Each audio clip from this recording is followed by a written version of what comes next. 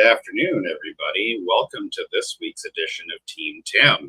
It's been a hot minute since we've kind of been together, and still we're missing one of the core members of Team Tim. Welcome to July, where ain't no one ever around, and all of us are on the road all the time. So I'm back, I think, for a moment. Mr. Schnurr, good to see you, my friend. And this week we have our good friend, Bob Miller.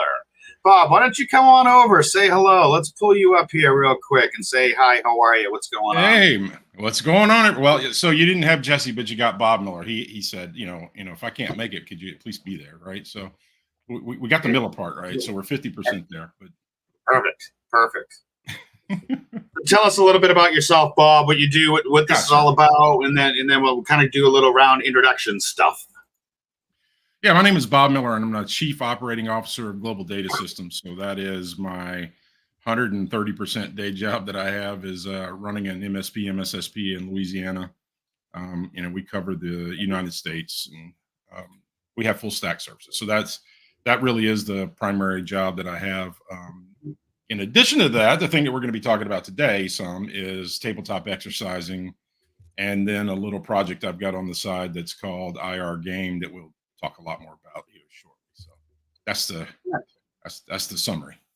Yeah, we're pretty excited about that. It's been so long since I've used this whole StreamYard thing. I got to make sure I'm clicking the right buttons. But hey, Tim, what's up, my friend? Great to be back, Tim. It's been a good summer. I was on the beach this morning. I said I'd run in for, couldn't wait to talk to yourself and Bob here. So ready to talk about incident response. A lot in the news, obviously, recently with we'll call it poor incident response. It wasn't necessarily cybersecurity, but it certainly falls under disaster recovery and incident response. So I didn't get to talk about what I do. Inquisitive IT, frequently work with small businesses, law firms, investment advisors, and also work with individuals. We have a product called a Vault Book, which is a hardened, secure laptop, and we use FIDO2 keys, and we have a bunch of things that retirees and investors can use to avoid situations and fraud. And I like to say we knock off the top 5 in the Verizon breach report. That was another podcast we did a couple of weeks ago. So, but let's dive in before Tim's got to go. What about Tim? I don't get to talk about myself.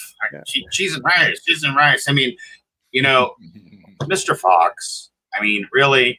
I don't understand this tech thing. I just push buttons all day. I mean, I get it. But hey, Tim Golden, founder and CEO of Compliance Scorecard.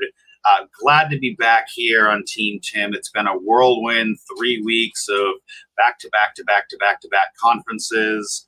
But yeah, we're really excited to have Bob here. We're going to talk about incidents, right? Responding to stuff, BDCR, disaster recovery. The things that we all should be doing to prepare to make sure that we're staying ahead of this stuff. And so I'm going to move Bob over here. Hey, we like this one? I don't like this one. This one is, I don't like that. Let's do this one. All right. Bob.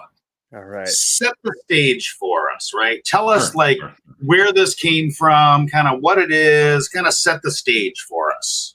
Yeah, I'll do that. It's been about 2 years now, but when I heard about incident response, heard about tabletops for forever, right? And always was trying to figure out, okay, what use for them. And this was a couple of years ago. So I was trying to find, okay, what's a good method?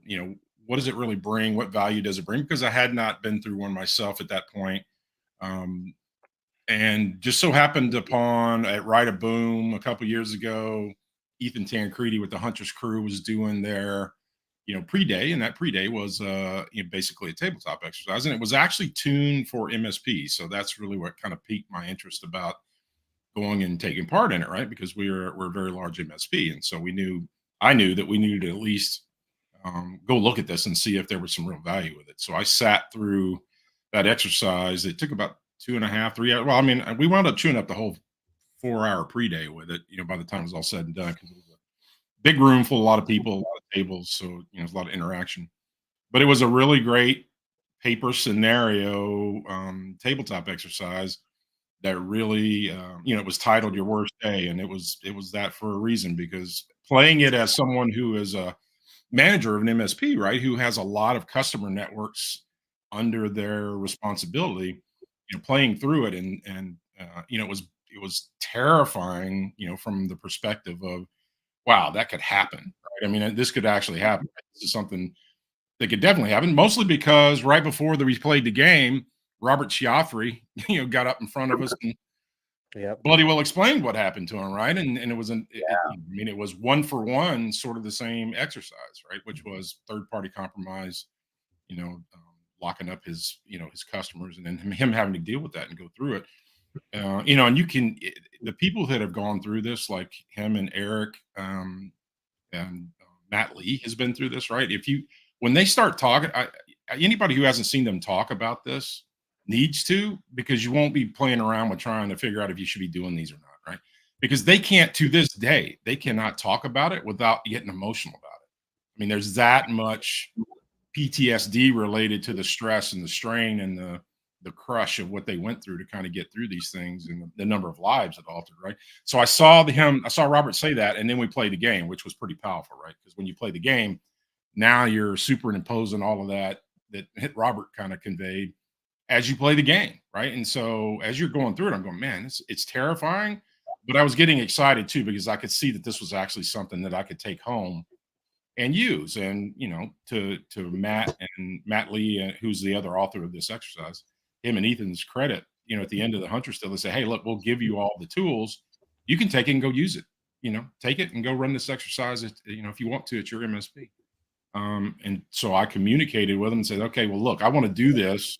And they said, well, that's great, because you're the first one that ever said they wanted to go do it. So yeah, man, knock it out, go. So I took it, and then I read through it, and then I made some while we were talking about me taking it, and I says, well, I'm going to personalize it a little bit, because I want to create some immersion and that sort of thing. And I'm, to kind of give just a tiny bit of background, I've been a, electronic gamer, role-playing gamer since I was a kid, right? I mean, that was just kind of growing up, that was part of the paradigm. So the idea of taking something like this, which was a role-playing game, regardless of what it's entitled, it's a role-playing game, right?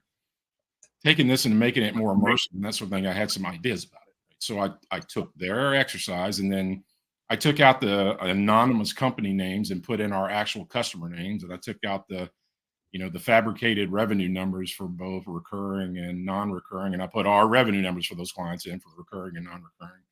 And then it also added a layer of saying, okay, how many years have we known these people as a part of that, right?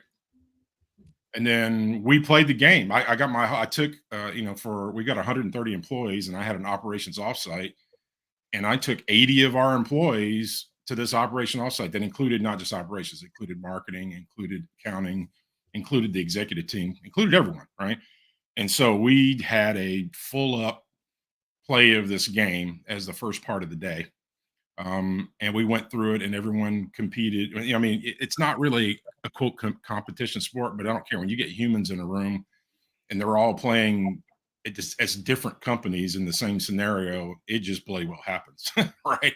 I mean, they start competing and they start cross talking, and they don't even know what the quote winning conditions are, because there's really no winning conditions. By the way, we'll talk about that. There is no winning this stuff, right? It's just sucking as least as possible, right? I mean, that's really what it comes down to when you get right into it, right? So we played that game, and while we were playing that game manually, my lifelong friend who's been with me at half a dozen startups, we've written so much software together. That's my degree, is computer science and math, so I still write software, right? He came and says, we can take our old game framework we built about 7 years ago, and I bet I could put this thing online in 2 days. I said, well, if you think you could do that, man, give it a shot. We'll show it to Ethan and Matt and see what they think. And he bloody well did it. Josh Bain, he did it, buddy. He put it online. We were playing the full thing online on Sunday night. We did this exercise on Thursday. We were playing it online Sunday night, and we showed it to Matt and Ethan on Tuesday. And they freaked out, right? Because I mean, in their minds, in their wildest dream, they've always wanted to have this accessible, in a bigger way. But I mean, obviously, there's a lot to that, and getting someone to write a software system can be really tough, right? We all know how that goes, right? It just so happens he was dealing with he was dealing with some, black belt ninja software nerds who had a lot of stuff laying around that we kind of bolt together and make it go. And quite Nice. literally, we played the first game in January with people, with actual MSPs. We had about half a dozen in it as a trial. And what got to me most, Tim, was the fact that they lost their mind about it. They were like, "Oh my God, this is so." They were getting so much out of it, and they kept just talking about, "Oh well, gee, I never thought about that. Wow, what do I need to do? I wonder what I need to do in this situation." Or, "Oh Lord, I didn't even think about it from that perspective." Right? And it was such a big response that I says, "Oh well, wait a minute, we may have actually hit a nerve here, right?" And so we have been playing these games. We do it for free, and we do it the last Friday of every month.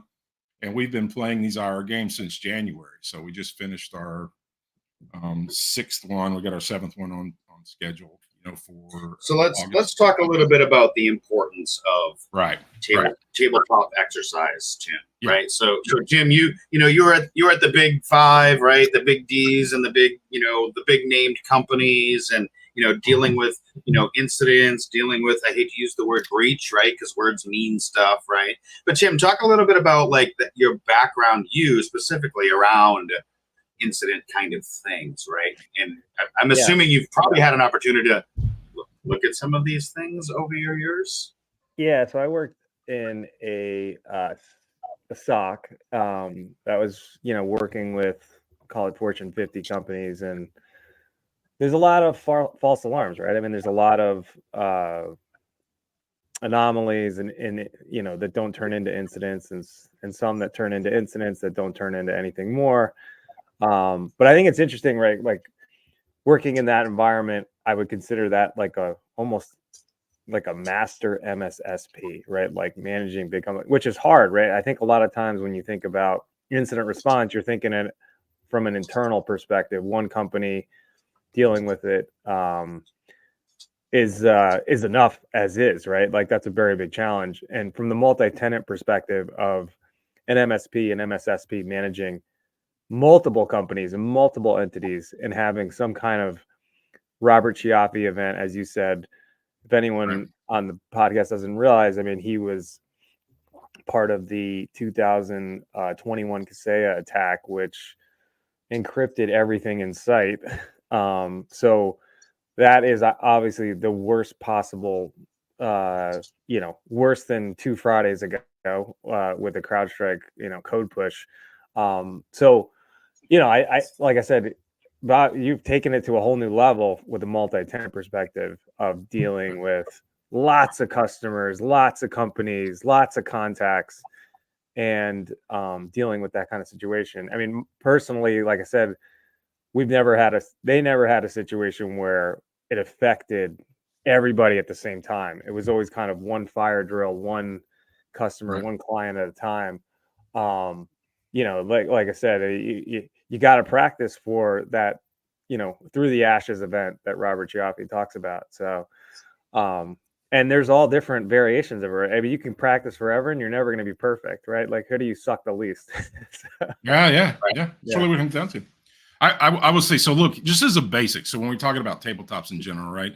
So what these things are actually sort of made of typically, right, is whatever a scenario, right? You're going to use a scenario, which is like Tim's talking about, if it's ransomware, if it's business email compromise, or if it's third party compromise, or, all of the man in the middle attacks. There's, 16, 18 different sort of attack vectors that can either be used singly or they can be combined, right? I mean, you can have multiple attacks going on at the same time based on how sophisticated the individuals are, right?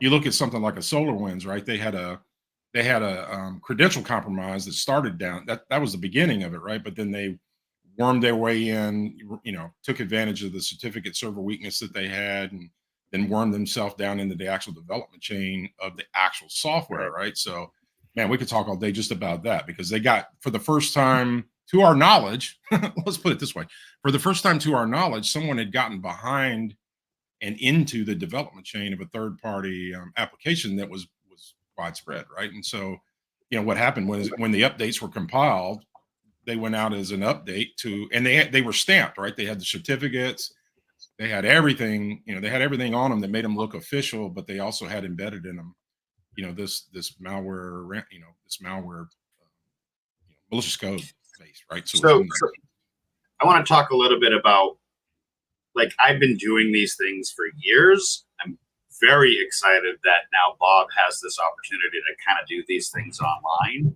You know, being a federal government contractor, working through all of that stuff over the last 20 plus years, you know, we were required to do these things. We were required to submit our incident response, our disaster recovery, our BDCR, like, scenarios, and do these things, you know, year after year. In fact, by the time I left there, we were doing them quarterly, and we were doing them all manually, right? So there were some things, like, for example, like here in New Hampshire, we don't necessarily deal with, I don't know, massive ocean flooding, like, you know, the lower lands of the plains of Florida and whatnot.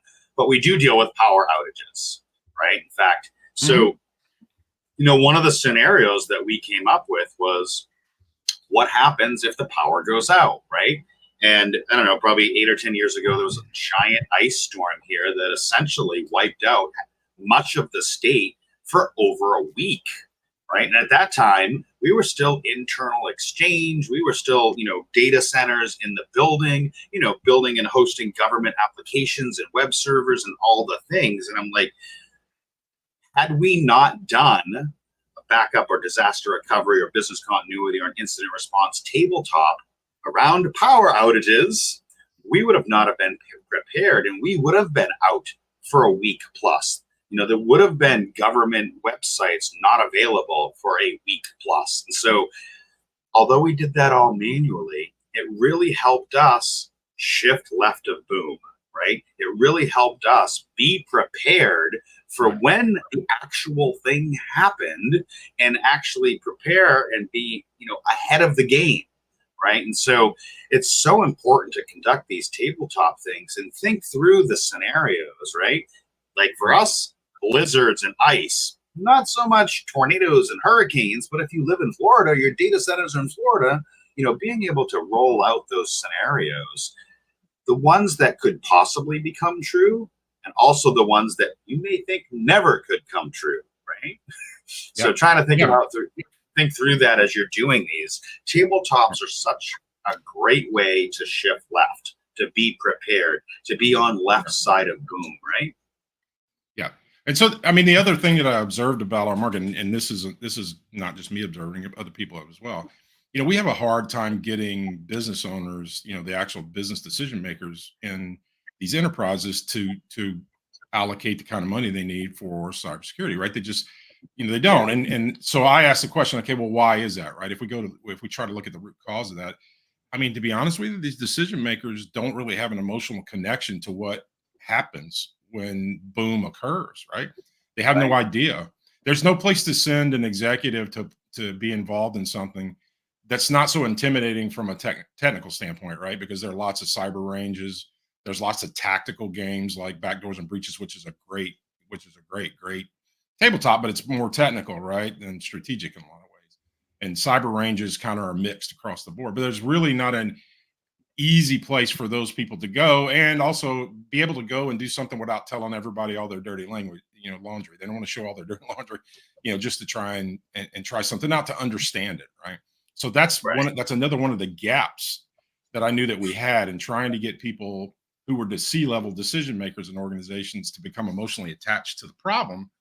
You know, we got to create some immersive, environments for them, right? And we got to run these scenarios at a level that they can understand and also feel the stress and the pressure. So that's where I deviated. Once we got the paper tabletop done, the thing that you don't really get so much with the paper tabletop ones is the randomness, of, or the ability to have a large scale number of random, what we call injects, which alter the scenario and require different resources.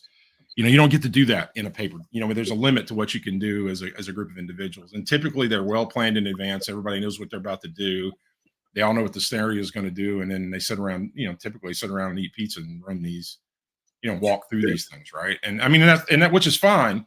But I mean, because of the way that it's presented in a lot of cases, the absorption level is not it just doesn't stick as much as something that's more dynamic. So that's really where we started with this online multiplayer version is, hey, you know what? We tried it and it really got people's attention. I mean, to the point where MSPs were saying, hey, we want to play this with our clients because we think this will finally be something that will show them why this is important, right? And that really was the spark that kind of led us down this path. So, and what we've done since then, just to kind of, I spent a lot of time over the last year breaking down what these things are really kind of made of so that we could build.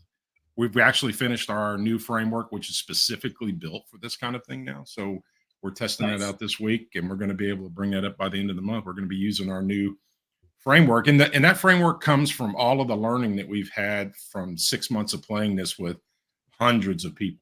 We've literally played this online with hundreds of people and taken all that input and combine that into the knowledge base that we use to create this new framework. And it's really flexible. And it basically defines what scenarios have, right? Which are goals. And then they have roles that you play, right? And in our game, we assign roles to people and they actually have to allocate resources, as part of the overcoming the challenges. The challenges are a big part of it. Then there's the, there's injects, and then there's like a configuration at the beginning where there's some random draws on, well, do I have an MSA? Do I not have an MSA? Do I have service level agreements? Am I part of a peer group?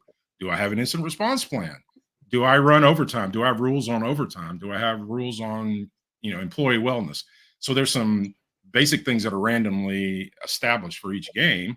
And then when that occurs and you start playing the game's never the same each time you play it, regardless of the fact that right now we're only playing one scenario, but we're building, we're going to wind up building dozens of these scenarios as we kind of go. But what the other thing, and Tim and I, you were talking about this, right before. Tim says, well, could we do something interesting around compliance? And the answer is yes, we certainly can now, because these scenarios that you need to practice, they all follow. I have yet to find anything that violates the set of rules that we built so far about how to categorize these things and build them and then put them in play. And I'm working with a local university, and we're going to do a tornado scenario, right? Because they do disaster response for the state.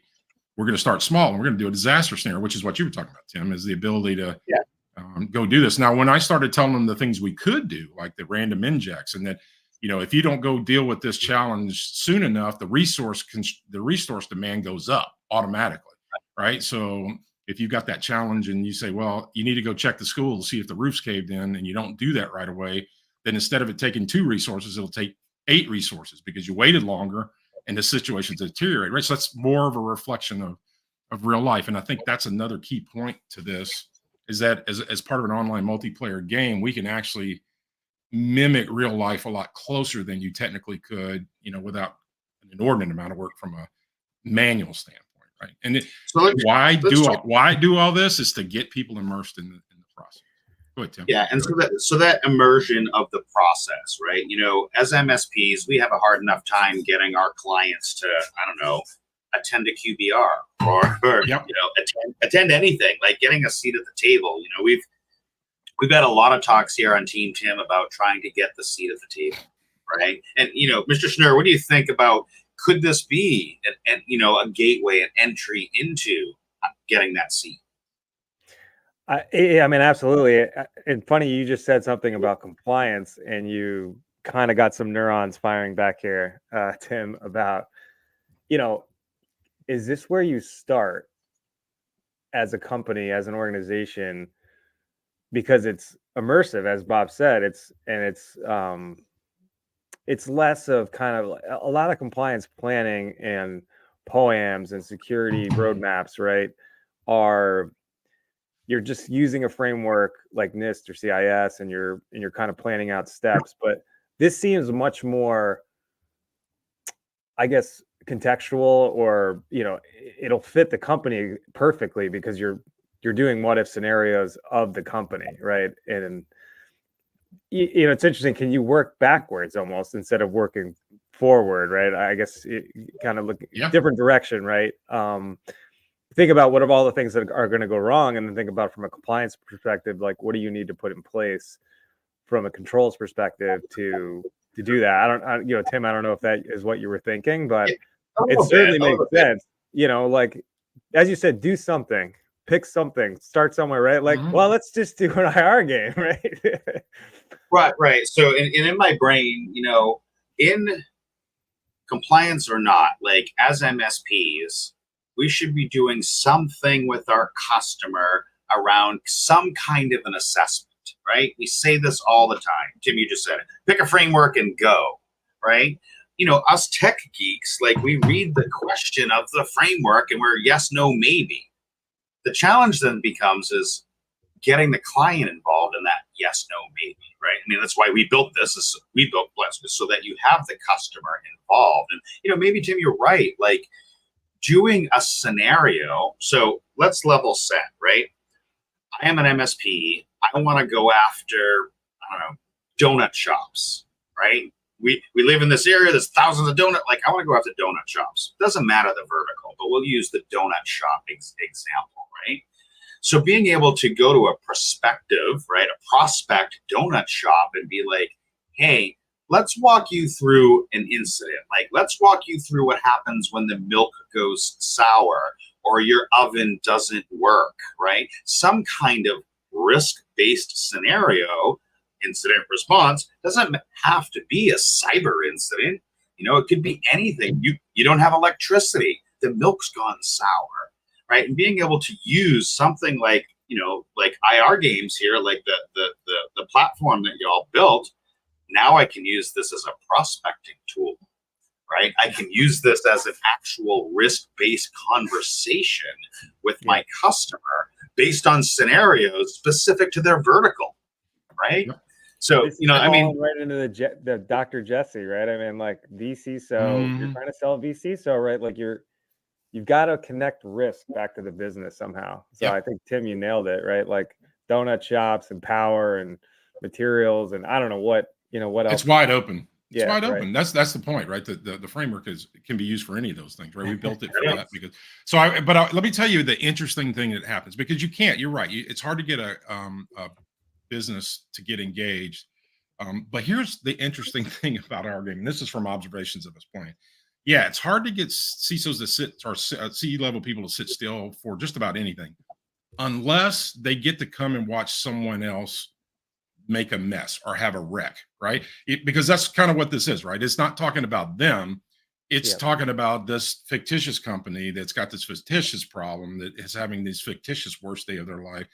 And you know what happens when they get in there and go, man, these guys suck, dude. I don't know why they didn't think about this or that, right? And he goes, well, and then all of a sudden when you're done, they go, yeah, I got 3 pages of notes of stuff we got to go we got to go fit. So they're observing the car wreck externally, right, in super slow-mo, and the entire time they're doing that, they're asking themselves the real important questions that we could never get them to do with a frontal assault.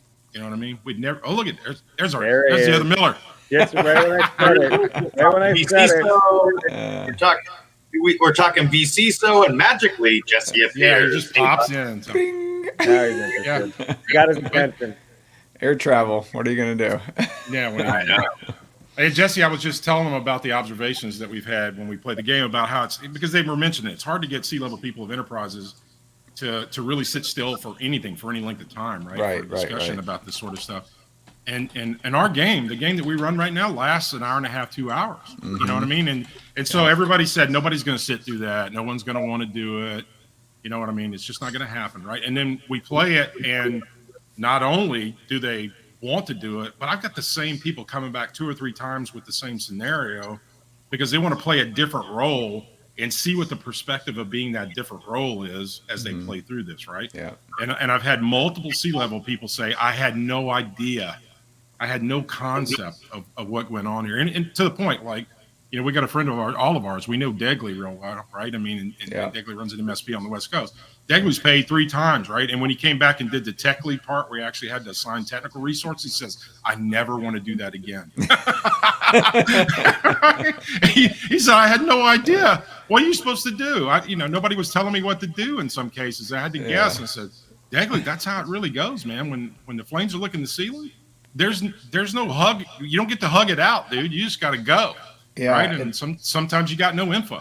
Yeah, it's funny having played it, it's and been a part of these. It's you all of a sudden realize like, oh, I have way more to do than I have resources for. Now what do I do? 100. And by the way, that is the truth too, right? And it's, Right. I would say that that's probably the first big point that it makes, right? Is that all of a sudden you have more to do than you got resources to do. So now what does that force you to do? Right. Well, I got to prioritize what I'm going to do. And that may mean prioritizing sites because I'm a multi-site enterprise. It may mean prioritizing customers because I've affected all my customers. Yeah. And how am I going to do that? Am I going to do critical infrastructure first? Am I going to do the law firms first so they don't sue me? Am I going to do the people that I've known 20 years? Am I going to do the people that I've known the least amount of time? All of those things, if you have not thought through that contingency, Yeah. then you get slapped in the face when you do these exercises about that, right? I mean, you just do. Yep. Absolutely. So Jesse, I'm not sure how long you were sitting in the queue and the things that we were chatting about, but I do want to give you at least 30 seconds to come on in and say hello and who, what, where, when, how, why. I know we're doing this halfway through, but even though I'm late, I appreciate that. Jesse Miller with Power PSA Consulting and founder of the Power Grid vCISO system. We teach MSPs how to build vCISO programs and do it profitably. Done. Nice. So, wow, we got lots of things here to talk about, right? So we were talking, the first half an hour or so was really like some ones and zeros, bytes and bits, how the thing works, doing scenarios, right? Mm-hmm. But, then we kind of segued into getting a seat at the table, right? I don't know who's echoing, but one of y'all need to mute that in the background, Mr. Schnurr. And so, but No, maybe Jesse. I'm on mute. There's like a little, just go on the audio settings. You'll get it. Is that any Jesse, better? Yeah, it's better. Yeah. You got it, Jesse. Bam. I had to turn on echo cancellation. Bam. I don't know why it was off. Talk a little bit about I think prior to you coming on, Bob, Tim and I were talking about as MSPs doing risk assessments, throwing a framework in front of our customer and being like two-factor, question, control 42, and maybe shifting that narrative by using something like IR Game to be able to do and get that seat. Talk a little bit about your thoughts around that. Yeah, it's actually pretty fresh in my mind because it's a talk that Alex Farley and I just gave yesterday at ChannelCon, which is incidentally why I'm late. But it's talking about putting things in perspective of your customer and potential business outcomes. We need to think in potential business outcomes, right? And so I think the IR game can put those potential business outcomes front and center. So we go through that and we say, okay, we never want that to happen. What do we need to do to make that not happen? And then you can say, okay, here's your risk assessment. Here's, where we see that you're at right now. It's, maybe there's a delta of 30 or 40% of risk that we want to reduce. And when you get to that level, your likelihood of ransomware incident is very small and it can be contained at that point. And so now here's, maybe it's 100K per year that you're adding to your overall spend. I'm just talking of a mid-market company here, but that's going to prevent you from, millions of dollars in a ransomware payment. And even annualizing that out over 10 years, it's still paying itself off. So, that talking in that term and putting it in that perspective, I think is very powerful when you're talking with CEOs, CFOs, and other leaders in business. Yeah, that's what floors me, Jesse, is that we've actually got some clients that didn't have our security services, but they got hit, right? And when they got hit, even though it was a ransomware incident, they didn't pay the ransomware, but you know what? It still took 2 weeks to get them back up and running, and every week cost them $5 million. Right. Because they deliver stuff from one point to another, and if they can't take orders to deliver stuff from one point to another, they literally just lose that revenue, right? And that was not front and center for them. They said, well, we don't have to pay, because in their mind they're saying, oh, ransomware, we're not going to pay them anything. We'll just get back up and running. Yeah, but did you think about the outcome of that, right? Yeah. Which is how long it takes to actually get back up and running. So you're right. And by the way, all of this we talk about in instant IR Game is basically the personification of what everyone knows is the gamification of some of these processes, right? A gamification of these situations. And gamification of situation, it's as much an art as a science, to be honest with you. But bottom line is they have the ability to bridge the gap and cause the emotional connection that we need people to have, because intellectually, you don't run into people who intellectually don't understand the math. They know, hey, you know what? I probably could spend some, but I don't know how big that is, Right. so I don't make that leap. And putting it in a context of something like a gamified scenario where pressure and time, pressure and decision making, and then negative outcomes that always come from these. No one ever goes into a cyber event and comes out the other side and saying, we're way better off than we were when it started, man. Everything is much better now. That's not going to happen, right? It's just degrees of how bad it is. Yeah. So that's an observation I've had too, is it makes people more willing to have that discussion after the fact. So can we talk a little bit about I love the word gamification. It's what we're doing with compliance scorecard, trying to gamify the compliance piece, right? I talked a lot with individuals at CompTIA ChannelCon, kind of one-on-ones, right? And I mean, let's face it, Bob, you, me, like, we're aging out, right? Us old IT folk are aging out, right? Yep. And we're, and so, but so aren't the executive leaderships of a lot of these companies, right? Yeah. People are, their kids are taking it over. And so we're having this next generation of people.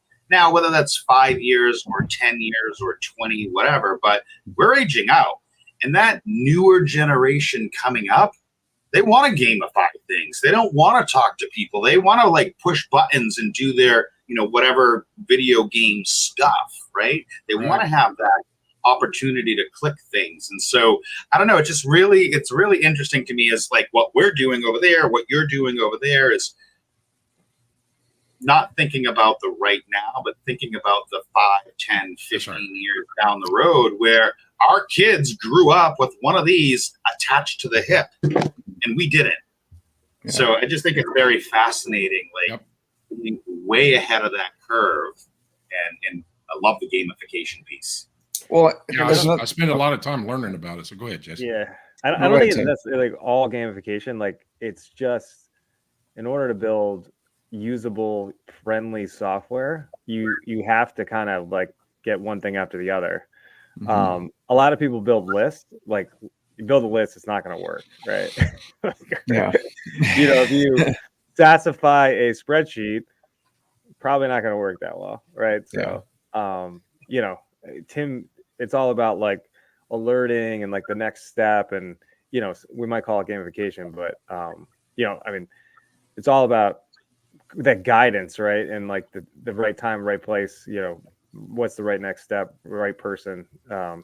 I'm always borrowing those Tim.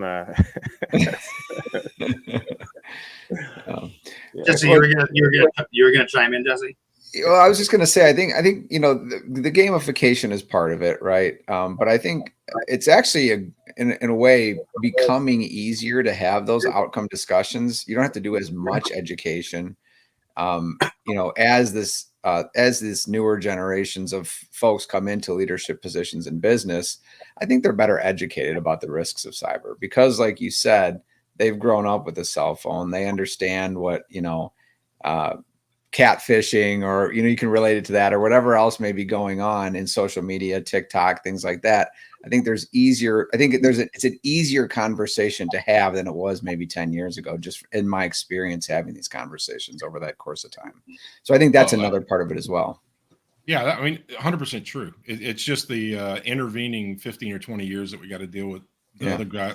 Those of us that won't die quick enough, right? So the point is that at some point we get, you know what I mean? So we still have a significant amount of time to figure out how to get us up over the halfway mark, at least, for God's sakes, where people have an incident response plan. I mean, we're not to the halfway mark yet, right? I mean, how about an actionable incident response plan? Having one written by someone else doesn't count. You're exactly right. And so another observation, this is another thing that we learned, because you know what? The other part is we tell them, hey, this is important and it's good for you. Right. I mean, that's our prescription for why they should do it, really. But I can tell you this, I've sat through, a dozen of these, because we play them and I know how the damn thing's written. I know the scenario. I know what the injects are. And not once, not a single time have I played this with a group of people that I didn't wind up learning something that made me go back and adjust my incident response plan in my MC. Not That's a cool. single Yeah. time. And it's been hundreds of people and dozens of times. And so what does that tell you? That tells you that it's not important to do once. It's important to do until you are comfortable. I will say this, that little group of facilitators that we do these games, Matt Lee, Ethan, Stephen Kellogg, and Josh Hobein. I can promise you this, you drop us in the middle of any ransomware event anywhere in the world, and we're going to get that son of a bitch sorted out quick and fast. I can assure you, everyone's going to know what they need to be doing, and we're going to have all the questions on the board. But you know what that comes from? It comes from playing this damn thing week, month after month after month, and learning. Hey, you know what? All of this other stuff is noise. Concentrate on these 10 things. Get these 10 questions answered. That's going to get you off the starting block and going to get you moving, right? That comes from practice. So, yeah, it's interesting. Where do you see, just for pragmatic purposes, when you see people come in and do it that haven't done it before, maybe don't have a lot of incident response experience, what's like one of the top or maybe one of the common things that you see people fall down on, right? Oh, yeah. Well, I mean, almost immediately, I told them this is almost the first thing. It's when they're looking at the list and they're going, wait a minute, which one do I do first? Yeah. Really, what challenge do I need to tackle first? Right. I mean, likelihood and impact, right? Likelihood and impact. Yeah. Risk matrix, right? Yeah. And it's not something you can do when the boom goes off, right? I mean, because it's just not, it's going to feel like you can't move. You're paralyzed. And so that's an immediate thing. And then, we use timers to put pressure on people, right? You only have so much time to make a decision. Right. And that simulates the pressure you have in real life of people calling you a million times and, your phones are chewed up and everything. And really, there's about a half a dozen pre-log kind of screens where we're telling the story and it's ramping up and it's building the pressure and building the environment, building the story. And you can kind of see they're all giggles about the first 3 or 4 of those. And then when you get into 5th or 6th, they're like really glued. They're like really glued to the screen now. It's like, hell, this is bad. What is going to happen? And then you drop them on that resource allocation page where they actually start having to allocate resources. Yeah. And fuses pop all over the place, right? Because it's like, oh, well, wait a minute. I have 10 questions I need to get answers to, and I got 3 minutes to do it. And so, yeah, I mean, it really hits you in the face kind of quick and dirty. But I will say that the thing that is sort of overwhelming for them all from the start is like, which challenge am I going to tackle first? Yeah, that's really what it comes down to, because they've never thought about their business. They've never, they haven't done a data processing assessment. So it doesn't matter if it's sites or critical systems or whatever. It's the same thing. You have competing priorities. How are you going to prioritize them? And almost every time, that's the first thing that people go, "Oh my God, what am I going to do now?" Yeah. Right? What is Tim Golden, right? Business impact analysis. If you don't have one of those, you don't know what to do. You're doing a BIA live, which is no way to do it. So no. Yeah. Oh, wait a minute. Hold on. You mean one of those? Bob, how did the I guess the whole CrowdStrike thing and whatnot, like a non-cyber incident, how often do you guys build that into the game, right? Like, or CrowdStrike,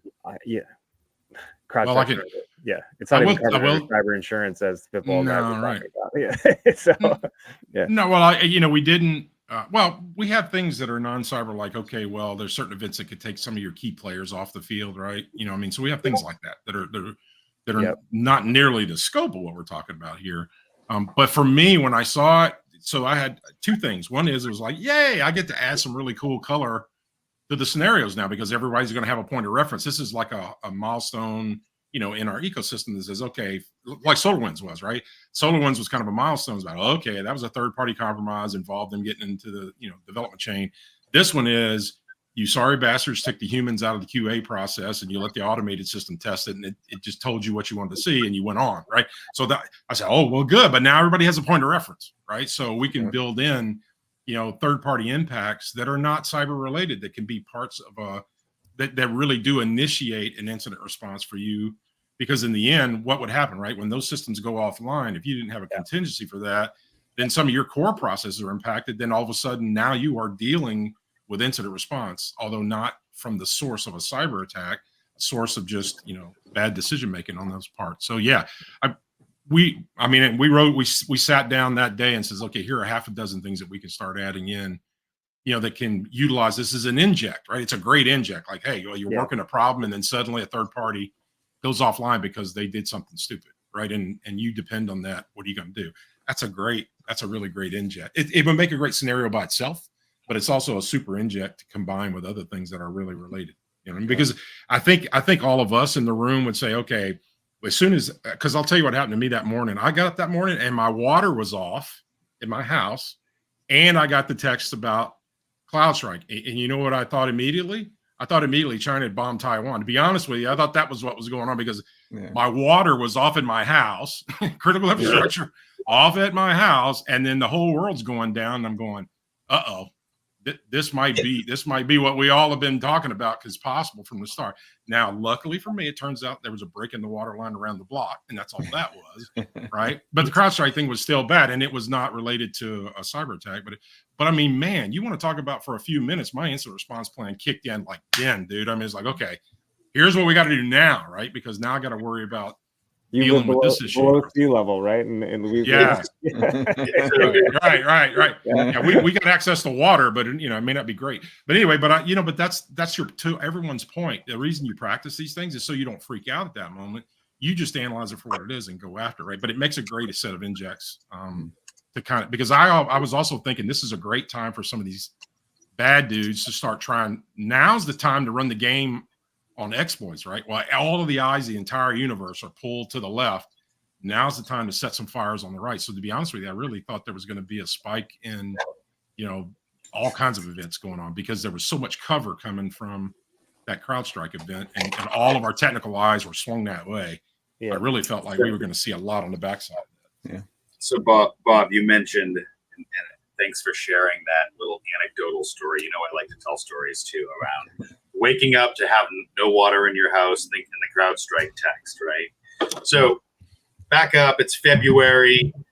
We live in New England. It snows, whatever. And so I didn't really actually watch TV and the news and not really understand the breadth of the storm that was coming. Mm-hmm. And of course, as I mentioned earlier, our power went out here at home.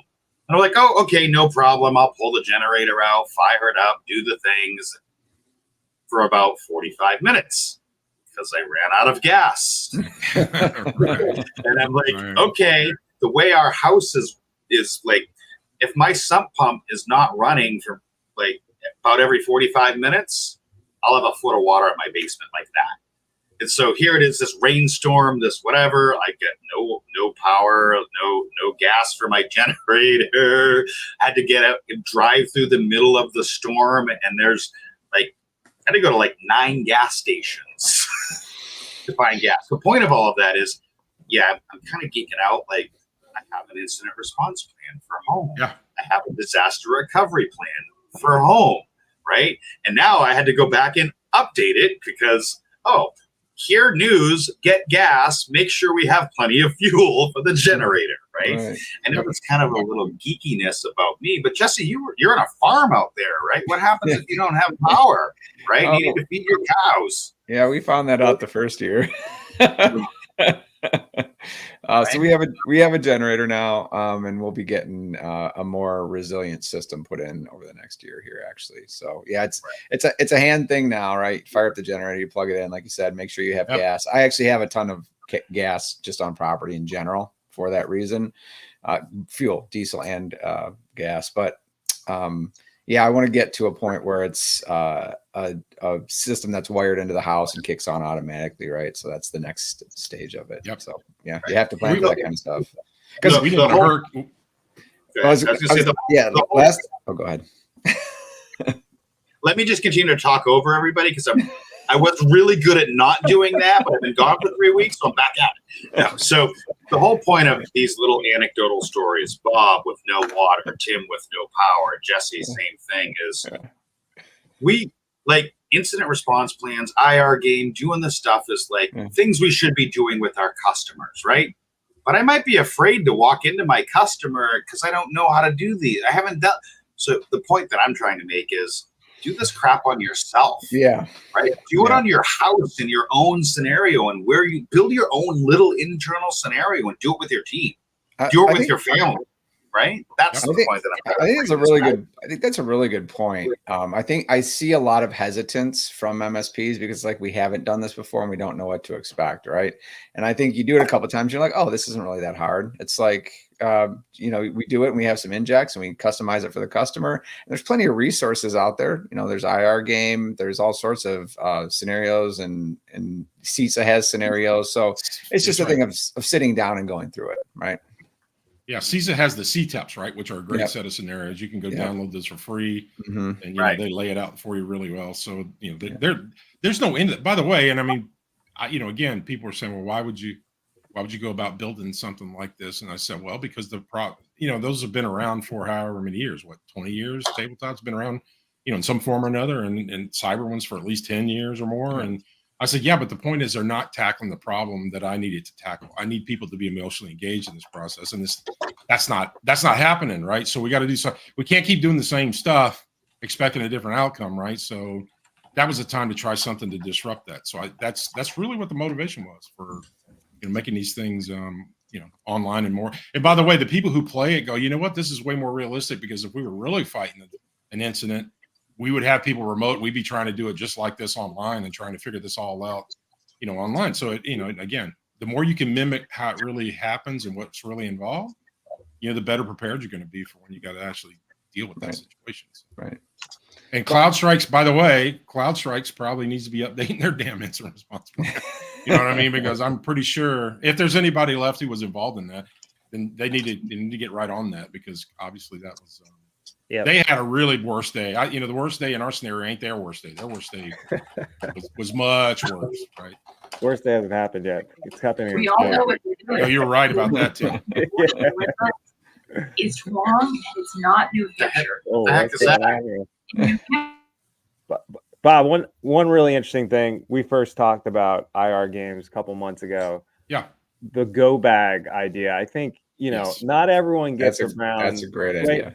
Not everyone actually goes out and simulates it and does IR games and does a full tabletop. But that's one thing. And it streaks me too. Like Robert Chiappi, like, what was the one thing you wanted? Right. It's like they had remember the show Survivor? You're allowed to bring like one personal item. Right. What's in your go bag, right? And you talked about, I don't know if that's something you're still providing, but I mean, that's just an incredible resource of, a container or, something that you can spin up.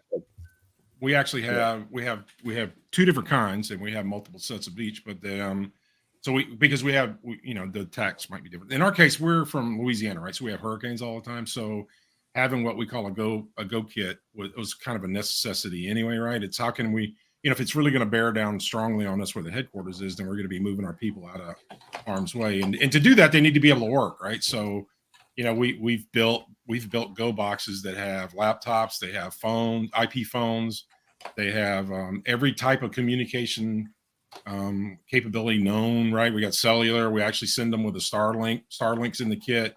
We have solar generator that's a part of the kit, right? The battery with the solar generator with a solar panel. So quite literally, if they needed to set up in the middle of a field and do work, they could do that, right? I mean, they literally could do it. And part of that, since this incident response thing, it all folds into this, right? So the thing we also have augmented is each of those has what we call our doomsday binder in that kit, right? And that binder is updated every month with the current list of customers that we have, their contact numbers, also our employees' cell numbers, and their personal email addresses. Anytime we hire somebody new or whatever, it goes into the next revision of the doomsday book. And then that book's updated every month. And then we obviously update our IR plan twice a year as we do the review over it. And then the new copies are all put in those doomsday boxes. So we have one for the SOC that's independent of the one for the operations teams. And we have those staged, and at the beginning of hurricane season, we certainly run through it all and make sure it's all certified. But twice a year, we go, make sure that all the laptops are still, good shape, patched, updated, ready to go. That was an interesting thing from Crowdstrike, is like having a couple non-Microsoft machines. Yeah. Is on, that's in the new That's in the new Go bag, right? Right. It's Multiple OS, it's what I like to diversified. it's what I like to call the war room protocol in my incident response plans, right? Yeah. So that's right. what we name, or that's what I name it in the plans because it sounds cool. But it's actually, I think the go bags and all that are part of it. And so I don't know if anyone's listening, you should go back and just listen to Bob's list and go back, just take some notes and start building your own. Yeah, I mean, we learned. Takeaways. I'm sorry. I had this You're back, Tim. random video like playing, and I'm like, I have no browsers open. I have nothing, and I'm like, there's this like advertiser for. I'm like, what the hell's going on? I hope they don't hear that. Sorry. We heard it. Did you? Yeah, oh yeah. What the hell is going on here? Like, Yeah. I'm sorry. That was your bat phone. Two demerits. So, Only two. so before because I don't know how you want to, I'm here for however long you guys want to go, but I want to make sure we get one thing in because the Jesse and I had talked about this in the past, but we and I talked to Tim about it obviously before we kind of came online, but the thing that we're gonna do is we're gonna schedule an IR game playthrough with the teamTim live crew, right? Yeah. So Yeah. we're kind of announcing that here now that we're going to put together a live IR game where you can actually watch teamTim live go through it, go through the scenario, and then they can bring a couple people with them to torture them so they don't feel like they're getting tortured. Jesse you can't be the ringer and tell them what's coming every time. So, I was so like ready to talk about it. I'm like, I'm not going to give the ending away. Yeah. Well, no. Yeah. But anyway, so yeah. And if you want to talk, Jesse and I have talked before, right? We just know this is a good thing. This is a thing that you can get people that to watch, right? I mean, you don't even have to play it. Yeah. And by the way, that's a popular thing now. My kids showed me that right years ago when they, instead of playing the damn video game, they like sitting around watching other people play the video game, and they get as much out of it. Yep. And to some extent, these live events have kind of become a spectator sport. You know what I mean? So people can live vicariously and not feel like they're under the gun. So we're going to do a teamTim live IR game. So be watching LinkedIn for that to pop up here. And awesome. It may be as soon as next Friday. So I'd love to try and do it next Friday. Yeah. Well, we're up for that. We can do that. So we're in for that on our side. So no worries whatsoever. Nothing on the schedule for next Friday. Tim, let's set it up. Let's do it, man. We'll make it happen. Cool. All right. So 3 minutes left. 3 minutes left. We usually do the key takeaways. I screwed us all up with some random advertising. I don't know what the hell happened. I should probably do an incident response thing on that or something. So, Jesse, you're in the top right corner. Why don't we start with you? All right. First takeaway: Bob and I are not cousins. I have no relation to this man. No, but I think so, it's right when I came in. But I think the takeaway is that this is a way to learn and do this in a controlled environment, so you can start delivering these services to your customers. So I think getting started and doing it with yourself will get everybody comfortable, and then it'll be something that's very easy, and you can talk to with your clients and use it as a great way to create business outcomes and tie those to cyber ramifications of controls. Right. Awesome. Mr. Schnurr, key takeaway. And Jesse, before you join, I actually think it's a great way to potentially sell vCISO, right? And even compliance, right? So try doing one of these if you're struggling to sell compliance. Make it very contextual, make it very business specific for them, and I think you'll probably have a pretty good outcome. Nice. Mr. Bob. Now, I kind of wish Jesse and I were cousins because I'd at least know where to get my eggs. Yeah, but I mean, from my perspective, as always, I always enjoy talking with you guys and always learn a lot, right? So, different perspectives like the one that you were just talking about, vCISO, and as it would happen, even though we're not cousins, we do have a meeting next week to actually talk about this. So it's to your point, Tim. Logical people think logically. So I see the connection between that, and also Tim Golden and I have talked about I don't want to say too much other than this has a play in compliance as well. And I'll leave that to the surprise for another time from Tim, but yes. So it's, again, always learn something from talking with you guys. Well, I suppose my key takeaway, which has always been start something, do something, start somewhere. But I'm going to take that a step further. I'm going to say, join us next week where we're going to do this live. You're going to watch me sweat walking through these scenarios. Maybe I'll put on my dumb hat. And I'll be like, I didn't know it. Or maybe I'll put on my smart hat and be the guy that can really do this. But start someplace, do something. Next Friday, I think we're going to start at 2. We might go a little longer because it is, the whole game takes a little longer. Yeah. But we're going to do this next Friday. We're going to pull up the scenario, and you're going to watch, and you're going to see me sweat. Maybe Tim, maybe Jesse. I'm going to throw this out there to the audience. If somebody wants to participate with us in the live stream of the IR game, shoot any one of us a message, and you can come in, and we'll bring you on too, right? It's not just the 4 of us. Maybe we get 8 or 10. So Awesome. everybody have a great week, and we will see you here live next week doing an actual incident response game. So Awesome. peace out, everybody. You guys. Subscribe now.